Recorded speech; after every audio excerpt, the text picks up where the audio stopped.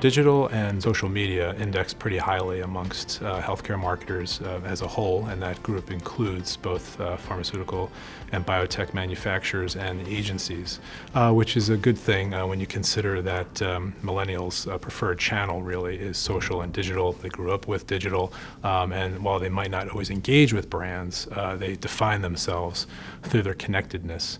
So that was one of the high points of the study. And when you think about the tension in the industry now in terms of companies trying to become more patient-centric, when it comes to millennial patients, how do you become patient-centric with a millennial? That question is a very important one to answer. So these are very important findings in that regard. The ePharma MM&M Marketing to Millennials survey also probed respondents around their future marketing behaviors with regard to the millennial audience.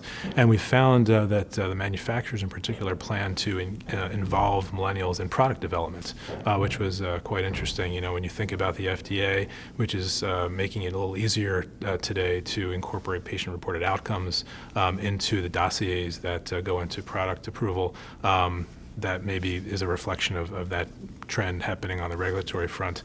Both cohorts, the agencies and pharma, said that they also plan to change their tone of voice in their marketing, as well as on the agency side to actually make an effort to recruit more millennials into their ranks. And obviously talent acquisition and retention is a big deal for agencies, and it was interesting to see that they're looking to stay relevant to Gen Y cultural trends by stepping up their recruitment efforts in that area. The ePharma MM&M Marketing to Millennials study found that by and large agencies and manufacturers are on the same page when it comes to addressing this key audience. That said, both tend to be budgeting on the conservative side. It was 9% budgets for pharma and about 12% for agencies. And so we didn't necessarily see the urgency there in order to shift the marketing toward this audience.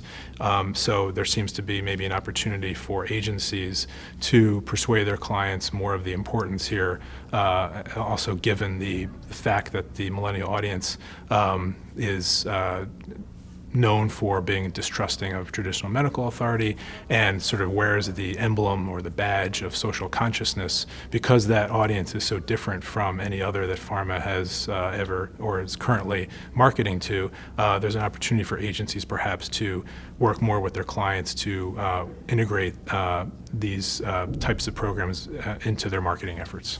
So the study showed that there was a little bit of disagreement in terms of the challenges that each cohort was grappling with. For pharma manufacturers, it was largely mobile integration, which when you think about it makes sense or was not a complete surprise given that the optimization of pharma brand sites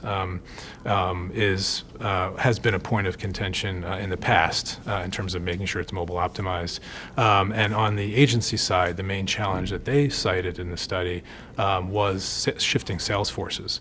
So perhaps one could say that reflects perhaps the difficulty in agencies convincing clients to shift some of their marketing budgets away from HCP-oriented tactics, which we've found in other studies that remains the dominant slice of the marketing pie is HCP marketing, meetings, conferences, detailing, that sort of thing.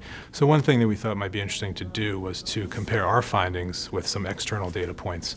And one thing we saw was that in an external study called Elite Daily from 2015, they found that 62% of millennials, this was a study of millennials, not healthcare marketers like ours, but they found that 62% of millennials said that if a brand engages with them on social, they're more likely to engage and become loyal customers.